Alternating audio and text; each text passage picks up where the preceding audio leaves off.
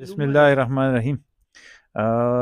دا ایوب خان صاحب خو زمونږ دې ځای ته راغلی دی، الله دې دې له ډېر اجر ورکړي.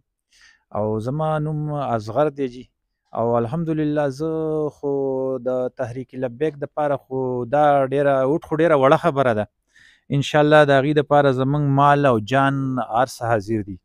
او د دې تحریک لبیک خادم حسین رضوي صاحب چې کوم دی د دې مشري کوي، او خاص کر زمونږ د دې سره تعلق د محمد امین اجي صاحب په ذریعه باندې دی. او موږ خاص کر د محمد امین اجي صاحب رحمت الله تعالی مبارک صاحب د هغې موږ مریدان یې جي. نو د هغې دپاره خو زمونږ اوټ خو ډېره وړه خبره ده. د هغې دپاره زمونږ جان او مال هر څه په څه ټیم چې نو هغه موږ ورته الحمدلله حاضر وي. او دا د اوټو یا د نورو دغه خبرې نه دي جي، هغې سره زمونږ د زړه تعلق دی جي، او د محبت یو تعلق هم دی ورسره. او ډاکټر صاحب دی الله ډېر اجر ورکړي، او الله دې هغه په دې خپل میشن کې کامیاب کړي. السلام علیکم. نو کمپین مو بس وشو کنه ما دې طرف ته را روان کړ. زمونږ اوس الیکشن را روانې دي، او که تاسو ته پته چې دلته کې لس پنځلس کاله وشول په دې ځای باندې خلک کوزي پاس شي باندې، او بیا چې ووټونه واخلي نو بیا په دې طرف وړو راځي نه. زمونږ دا یو کیلومیټر دوه لار ده، دا ده او دا بله لار ده. دا مې ایوب خان ته په دغه کې راوسته چې د دې لږ دا وکړو، د کوم خلک چې ګرځي چې دوی ته ښه صفا پته ولګي، او دا ورته ووایو چې یاره تاسو اول به دا کار کوئ، د هغې نه پس به بیا دلته ووټ له راځئ.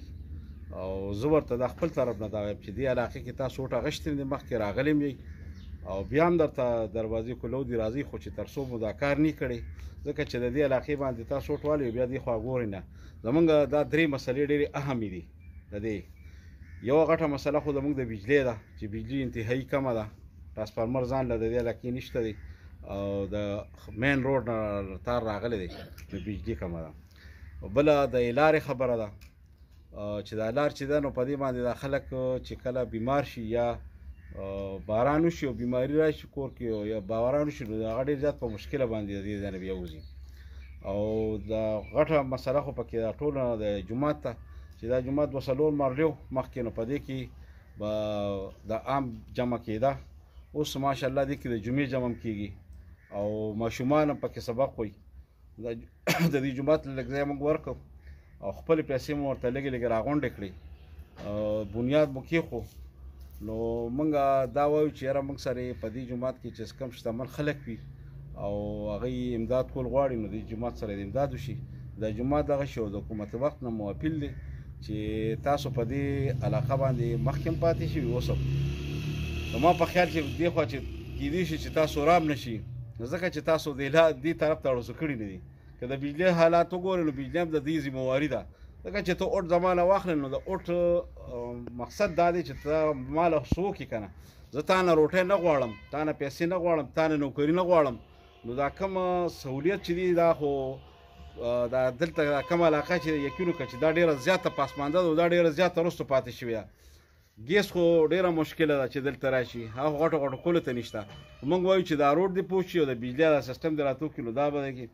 او د ایوب خان روډ ډېره مننه کومه چې زما په یو وینا باندې راغی، او امید ترې لرم چې د جومات دا مسله به هغه د دې دا پارټي چې کومه ده دې جوماتونه جوړ کړي دي مخکې، او د دې جومات ورته زه درخواست کوم چې په دې جومات کې را سره پوره دغه وکړي او دا جومات راته برابر کړي، ځکه چې د دې کومه دغه ده نو هغه خو به تاسو پېژنئ، محمد امین حاجي صاحب هغه خو د دې علاقې دپاره یو ډېر لوی خدمات دي. که هغه تاریخ وګورئ نو د هغه کتابونه بیا وګورئ نو د هغه لمسی چې کوم دی هغه دغه ته الیکشن ته ولاړ دی، نو هغوی ته م درخواست کوو چې زمونږ که دا ویډیو وکتل او زمونږ په دې جومات یې نظر وکړو او دی راله زر تر زر وکړو نو ډېره مننه وی.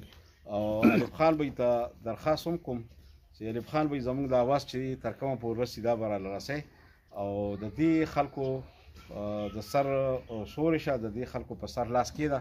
امید لرم نه کوم چې تا کم کارونه کړي ده او د خلکو له یې څه کړي ده هغه خلکو ته پته ده، خو زمونږ د علاقې ته چې دی ګوره دلته کې زیاتره د ماشومان چې دا بې تعلیمه پاتې کېږي، د سکول دغه نشته، چې استاد خو ورته دی سبق څه ورته ښیي، راځي مدرسې ته دلته کې د جومات ته راځي، دلته زمونږ دا کوشش دی چې دلته د ماشومانو لپاره موږ مدرسه هم جوړه کړو.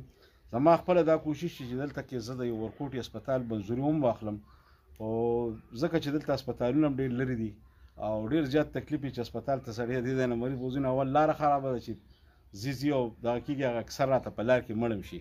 نو ډېر انتهایي په دې علاقه کې موږ په دې ضلع چارسده کې موږ اړو په زما په خیال چې دا به په دې سره په کاغذونو کې یعنې دا یا به دا علاقه په دې دغه کې نه، ځکه چې دا ډېره زیاته وروسته پاتې شوې ده. نو امید د رب نه الف خان نه کوم چې زموږ د اواز هم اوچت کړي او زموږ په دې خبرو باندې خبرې هم وکړي. نو الف خان ته زه درخواست ورکوم چې راشي خپلې خبرې